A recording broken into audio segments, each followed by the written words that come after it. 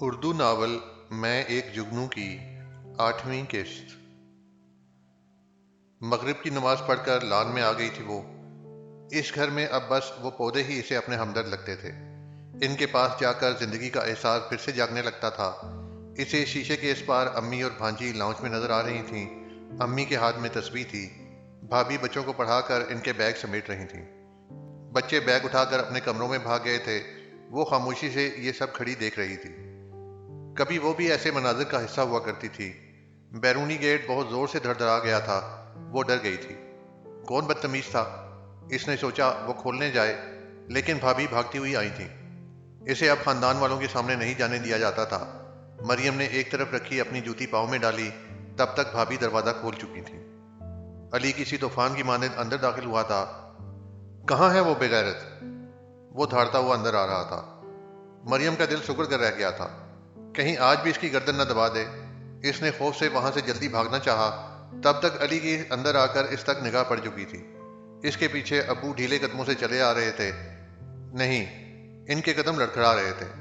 وہ دراصل رو رہے تھے، جس کی وجہ سے آنکھیں دھندلی ہو جاتی اور قدم رکھنے کو زمین دکھائی نہ دیتی تھی۔ ابو؟ وہ ابو کی حالت دیکھ کر اپنا ڈر بھول گئی تھی۔ وہ کیوں اس حال میں تھے؟ علی نے اس کے پاس آئے بغیر ایک نفرت بھری نگاہ اس پر ڈالی تھی، پھر تیزی سے اندر بڑھ گیا تھا۔ ابھی تو اس کے لیے دھاڑتا آیا تھا، اب بنا کچھ کہے چلا گیا تھا۔ مریم اپنی جگہ سے ہلی نہیں تھی۔ بھابھی ابو کو سہارا دیے لان میں رکھی کرسیوں کی جانب لے آئی تھیں۔ کھلی فضا ان کے لیے بہتر ہوتی۔ ابو ایک کرسی پر بیٹھ گئے تھے۔ مریم ان کو دیکھتی سوچنے لگی آیا ان کے قریب جائے یا نہیں۔ اور چند لمحے ہی گزرے تھے، علی ہاتھ میں گوشت بنانے والی تیز دھار چھری لیے اس کی جانب آ رہا تھا۔ وہ کچھ بولتا آ رہا تھا۔ مریم تب ابو کو دیکھ رہی تھی۔ امی کی آواز پر دیکھا تو علی کے پیچھے بھاگتی آ رہی تھی۔ مریم نے علی کو اور اس کے ہاتھ میں پکڑی چھری کو دیکھا۔ خوف کے مارے اس کے قدم زمین میں گڑ گئے تھے۔ وہ بھاگنا چاہتی تھی، اسے اپنے بھائی کے ہاتھوں نہیں مرنا تھا۔ وہ غیرت کے نام پر قتل ہونے جا رہی تھی۔ اسے لگ رہا تھا اس کی ٹانگیں مفلوج ہو چکی ہیں۔ نہیں نہیں، وہ ہذیانی ہوئی چیخی تھی۔ تب تک علی اس کے سر پر پہنچ چکا تھا۔ آج میں اپنے ہاتھوں سے تمہارے ٹکڑے کر دوں گا، تاکہ تم جیسی بہنیں عبرت کا نشان بن جائیں۔ وہ دائیں ہاتھ سے اس کے منہ کو دبوچے اس پر چیخ رہا تھا۔ تمہاری وجہ سے، صرف تمہاری وجہ سے کہیں منہ دکھانے کے قابل نہیں رہے ہم۔ امی علی کو بار بار بازو سے پکڑے پیچھے کھینچ رہی تھیں۔ وہ اس سے فریاد کر رہی تھیں، مگر وہ ان کی آواز سے بے نیاز ہو چکا تھا۔ مریم نے ابو کی جانب دیکھا۔ وہ بے بسی سے روتے ہوئے انہیں دیکھ رہے تھے۔ مریم کو لگا وہ واقعی مر چکی ہے۔ اس کے ابو؟ ہاں، اسی کے ابو۔ وہ سامنے بیٹھے تھے اور اس کے قتل کا فرمان آ چکا تھا۔ ابو! وہ درد سے چلا اٹھی تھی۔ آج وہ خبیث، وہ سب نمازی کہتے ہیں ابو سے آپ کی بیٹی تو چھپی رستم نکلی۔ حالم صاحب خود بھی یہی کام کرتی تھی یا بس کرواتی تھی؟ وہ حمزہ مجھے کہتا ہے بہن سے کہو اپنی ویڈیو مجھے بھی دے۔ میں پہلے کہتا تھا کہ وہ آوارہ ہے، وہ تو بازاری نکلی۔ علی تکلیف سے پھٹتے دل کے ساتھ وہ باتیں دہرا رہا تھا۔ اس پر کسی پاگل کا گمان ہو رہا تھا۔ علی میں نے نہیں کیا، میں نے نہیں کیا، کچھ نہیں کیا، نہیں کیا میں نے۔ وہ بے بسی سے رو رہی تھی۔ اب تم جتنی معصومیت کے ڈھونگ رچاؤ، تمہاری اصلیت سب کو پتہ لگ چکی ہے۔ وہ اب پوری قوت سے اس کا گلا دبا رہا تھا۔ وہ ماہی بے آب کی طرح تڑپنے لگی تھی۔ بھابھی ابو کو چھوڑ کر اسے چھڑانے آئی تھیں۔ وہ امی اور بھابھی کے قابو میں نہیں آ رہا تھا۔ پھر علی نے چھری کو اس کے پیٹ کے اندر کرنا چاہا۔ مریم جو تڑپ رہی تھی تو علی کا نشانہ خطا ہو گیا تھا۔ وہ مریم کی بائیں سائڈ سے جلد سے رگڑ کھا کر گئی تھی اور اس کی نوک ذرا سی اندر گھس گئی تھی۔ مریم کی دلدوز چیخیں نکلی تھیں۔ امی! اس کی قمیض خون سے رنگنے لگی تھی۔ لمحوں کا کھیل تھا۔ علی سمجھا اس کے پیٹ میں چھری لگی تھی۔ اس نے اس کی گردن کو چھوڑ کر اسے پیچھے دھکیل دیا تھا۔ پھر لان میں جلتی لائٹس کی روشنی میں اس کی قمیض پر خون کی نمی دکھائی دینے لگی تھی۔ علی نے چھری پرے پھینک دی تھی۔ مریم تکلیف سے روتی اپنی سائڈ کو دونوں ہاتھوں سے دبائے جا رہی تھی۔ امی اور بھابھی بے یقینی سے منہ پہ ہاتھ رکھ کے اسے دوہرا ہوتے دیکھ رہی تھیں۔ ابو دونوں ہاتھوں میں سر گرائے بلند آواز میں رو رہے تھے۔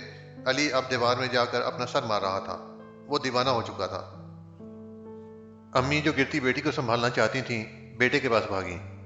ہاں، یہ گھر اجڑ چکا تھا۔ ہر شخص بلند آواز میں رو رہا تھا۔ مریم نے خود کو سیدھا کرنا چاہا۔ درد کی ٹیسیں پورے جسم میں پھیل گئی تھیں۔ اس نے اب کی بار سختی سے لبوں کو بھینچ لیا تھا، پھر ہولے سے قدم اٹھاتی آگے کو بڑھی۔ اسے اپنے کمرے میں جانا تھا۔ اگرچہ وہ مرنے والی تھی، مگر اس گھر میں اپنی واحد جائے پناہ میں مرنا تھا۔ بھابھی اسے قدم بڑھاتا دیکھ کر اسے سہارا دینے کو اس کے پاس آئی تھیں۔ مریم نے نفرت سے ان کے ہاتھ کو جھٹک دیا تھا۔ اسے پہلی بار اس گھر کے لوگوں سے نفرت محسوس ہوئی تھی۔ وہ اسی طرح بمشکل چلتے اپنے کمرے میں آ گئی تھی۔ اس نے مڑ کر ان لوگوں کو نہیں دیکھا تھا۔ جہاں امی اب علی کو گلے لگائے رو رہی تھیں، ان کے رونے کی آوازوں نے اس کے کمرے تک اس کا پیچھا کیا تھا۔ دروازہ بند کرتے آوازیں مدھم ہو گئی تھیں۔ وہ لڑکھڑاتے ہوئے چلتے بیڈ کے ساتھ نیچے بیٹھ گئی تھی۔ اس کی گردن میں درد تھا، سانس لینے میں تکلیف ہو رہی تھی، اتنی تکلیف کہ اس کا دل چاہ رہا تھا کہ وہ سانس نہ لے، اور وہ چھری سے لگے زخم کا درد، امی کا اس تک نہ آنا اور ابو کا دور بیٹھ کر اس کا قتل ہوتے دیکھنا، اس سب سے بڑھ کر دوست جیسے بھائی کا یوں جان کا دشمن ہونا، وہ کس چیز پہ روتی؟ اپنے جسم کی تکلیف پر یا روح کی تکلیف پر؟ وہ جان گئی تھی آج اس کی زندگی کی آخری رات تھی۔ اب اس میں سانسیں کم بچی تھیں۔ تکلیف سے روتے اس نے اپنے بائیں ہاتھ کو زخم سے ہٹا کر اپنے سامنے کیا۔ اس کا ہاتھ کانپ رہا تھا، وہ خون آلودہ تھا۔ آہ امی! وہ خوف سے پھر چلا اٹھی تھی۔ امی میرا خون! امی!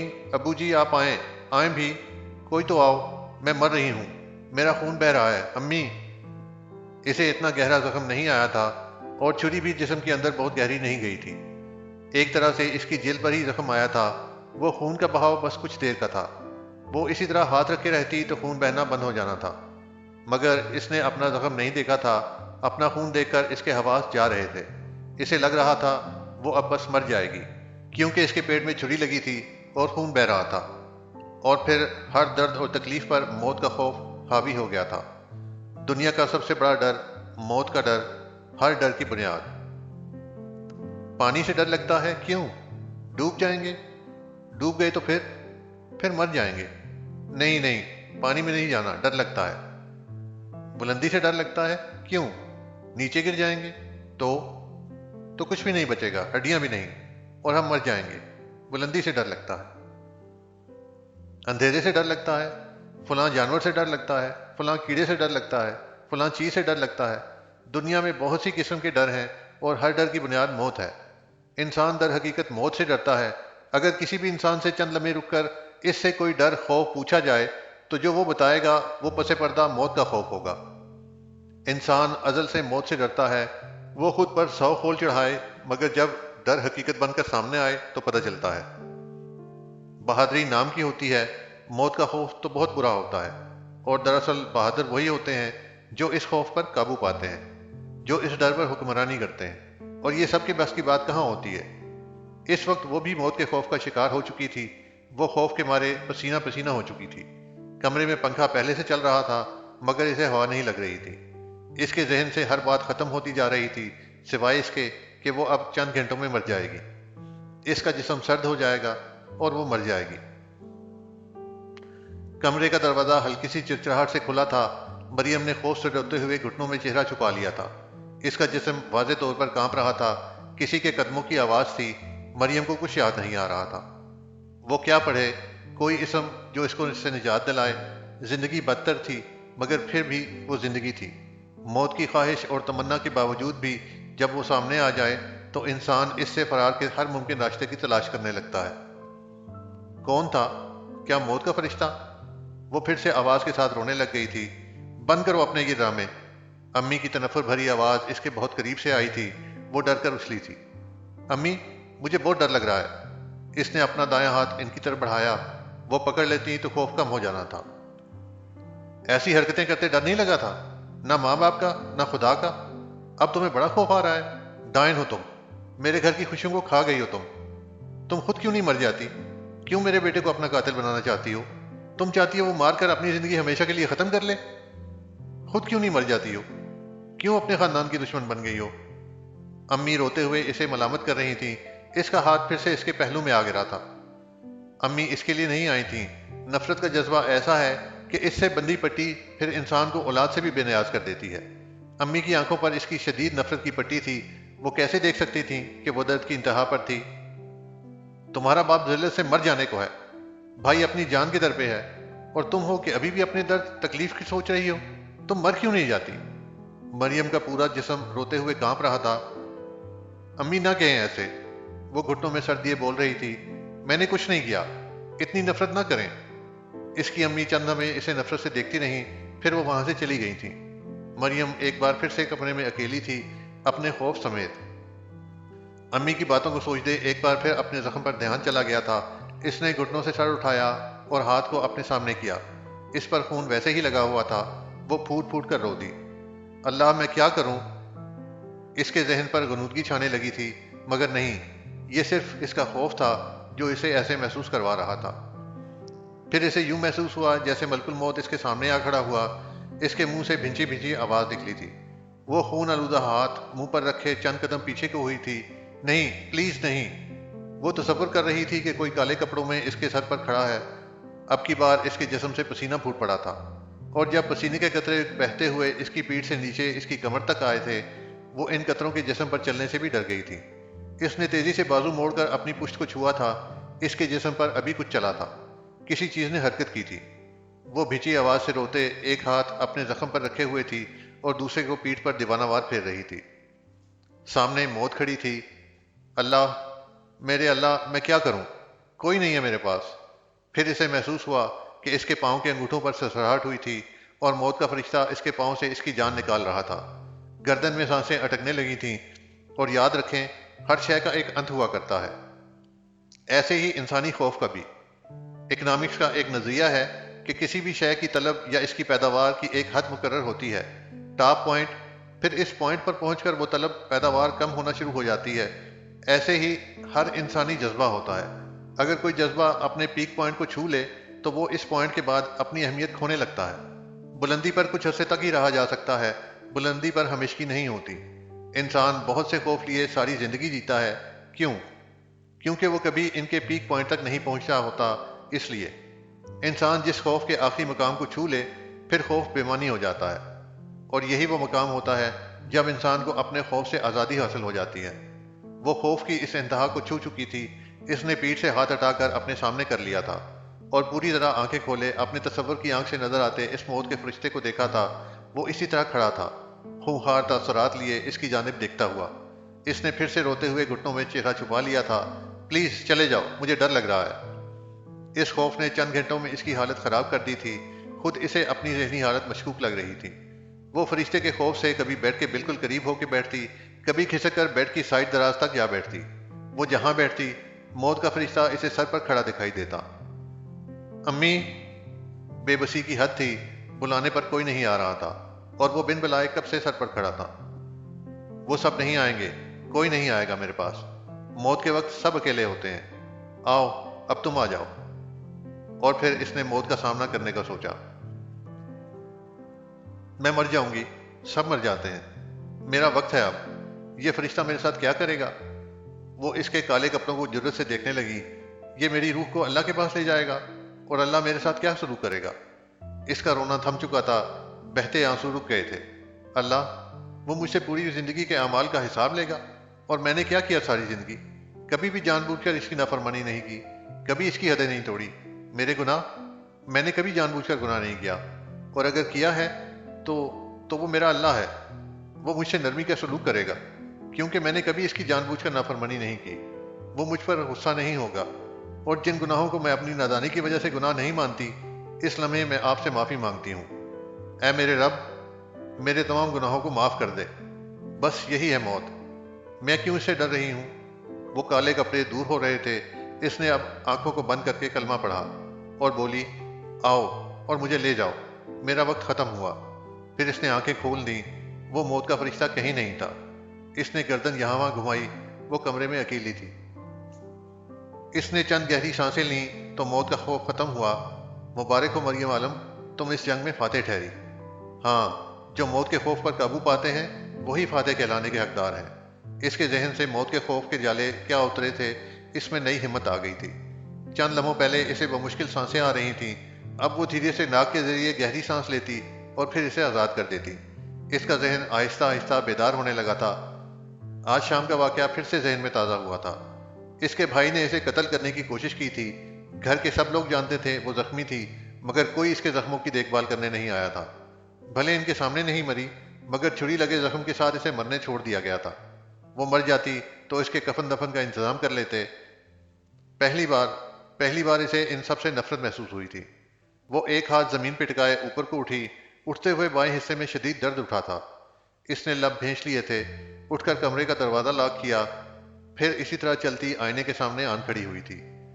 زخم سے ہاتھ ہٹاتی وہ سیدھی کھڑی ہوئی۔ اس کی قمیض پہ خون کا بہت بڑا دھبا تھا۔ مریم نے آہستگی سے بائیں جانب سے قمیض اوپر کی اور آئینے میں اپنے زخم کو دیکھا۔ اس کے لب ابھی بھی بچھے ہوئے تھے۔ 1 انچ کے برابر زخم تھا۔ مسلسل ہاتھ رکھنے سے اب وہاں سے خون نہیں بہہ رہا تھا، مگر اس کی جلد 2 حصوں میں ہوئی لگتی تھی۔ اس نے غور سے دیکھا، زخم تو صرف وہی تھا۔ اس کے ارد گرد چھری کی رگڑ تھی، جیسے ہلکی سی لگ کے گئی ہو۔ جلد ہلکی سے الگ ہوئی تھی، مگر اندر تک نہیں پھٹی تھی۔ وہاں بھی خون سوکھا ہوا تھا۔ اس کمرے میں کوئی فرسٹ ایڈ باکس نہیں تھا، اس لیے کچن میں جانا پڑتا۔ اب وہ باہر نکلنے کا رسک نہیں لے سکتی تھی۔ وہ دیکھتے کہ نہیں مری تو شاید اب پوری طاقت سے مار دیتے۔ اسے امی کی بات یاد آئی، تم مر کیوں نہیں جاتی؟ ان سب کو اس کی موت کی تمنا تھی، تبھی موت آتی یا وہ خودکشی کر لیتی۔ وہ یہ نہیں چاہتی تھی کہ اس کی موت ان کے بیٹے کے ہاتھوں ہو۔ بس بیٹا قاتل نہ بنے، ہاں مگر وہ ضرور مر جائے، تبھی موت پر۔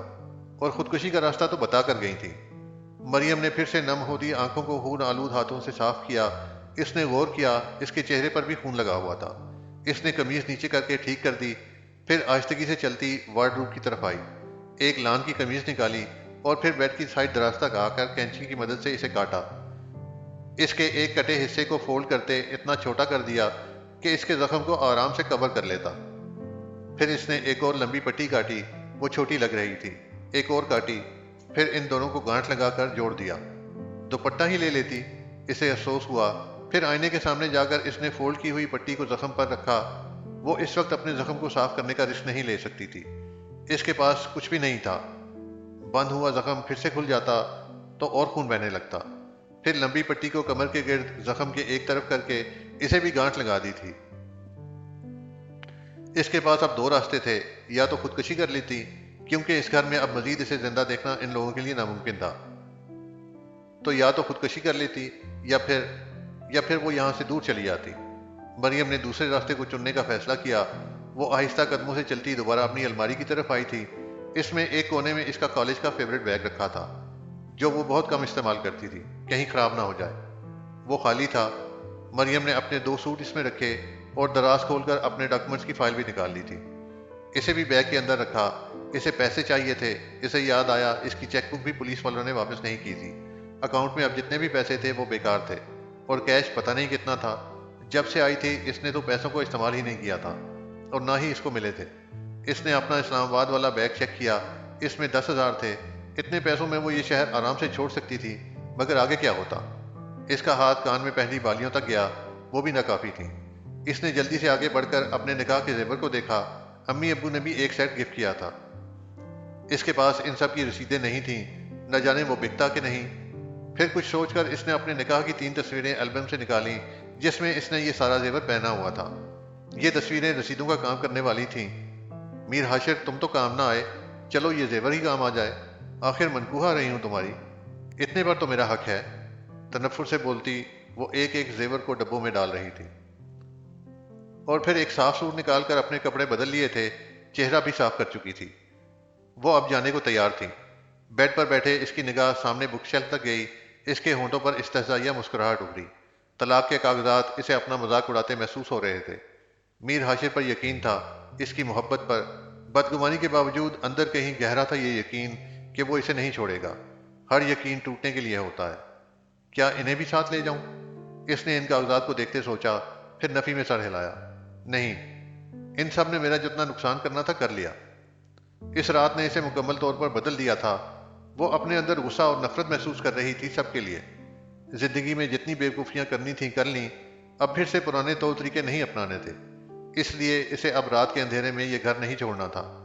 وہ پاگل تو نہیں تھی کہ اس وقت نکل کر خود کو مصیبت میں ڈالتی۔ بھلا رات کو بھی کبھی اکیلی عورتوں کو باہر جائے پناہ ملی ہے؟ اس وقت سوائے لوفروں کے کون ہوتا ہے، یا پھر کتے ہوتے ہیں؟ وہ بیڈ پر بیٹھی صبر سے صبح ہونے کا انتظار کر رہی تھی، اور جب صبح کی روشنی پھیل گئی تھی اس نے آہستگی سے اپنے کمرے کا دروازہ کھولا۔ سامنے کوئی بھی نہیں تھا۔ اس نے واپس جا کر بیڈ پر رکھا بیگ اپنے ایک کندھے پر ڈالا اور دوپٹہ ٹھیک کیا۔ دوپٹہ بہت بڑا تھا، چادر کی ضرورت نہیں تھی۔ کمرے سے باہر نکل کر اس نے کمرے کا دروازہ واپس بند کر دیا۔ اگر وہ اسے دیکھنے نہ آتے تو انہیں پتہ بھی نہیں چلنا تھا کہ وہ گھر سے بھاگ گئی تھی، ورنہ کل نہیں مری تھی تو اب کی بار اسے یقیناً بھرے بازار میں الٹا لٹکا دیتے۔ وہ مضبوط بنی ہولے سے قدم اٹھاتی باہر کی طرف جا رہی تھی۔ لان خالی تھا۔ مین گیٹ تک پہنچ کر اس کا دل چاہا وہ مڑ کر دیکھے، مگر یہ بیکار تھا۔ اب یہ گھر اس کا نہیں تھا۔ بنا آواز پیدا کیے اس نے لاک کھولا اور پھر اپنے پیچھے دروازہ بند کر دیا تھا۔ رات کے واقعے کے بعد یقیناً علی اور ابو گھر میں ہی تھے، مسجد کوئی نہیں گیا تھا۔ اس نے چہرہ چھپانے کو دوپٹے کو ماتھے سے ذرا نیچے تک کھینچ لیا تھا۔ نقاب کرنے کا سوچا تھا مگر نہیں کیا، کہیں مشکوک نہ لگتی۔ اسے اب جلد از جلد یہاں سے نکلنا تھا۔ اسے موت سے ڈر نہیں لگتا تھا، لیکن اسے بس اپنے باپ بھائی کے ہاتھوں قتل نہیں ہونا تھا۔ وہ آیت الکرسی کا ورد کرتے ہوئے ہولے ہولے قدم اٹھا رہی تھی۔ وہ تیز نہیں چل سکتی تھی۔ ذرا سی دیر میں آہستہ چلنے کے باوجود بھی اسے اپنی سائیڈ میں درد محسوس ہونے لگا تھا۔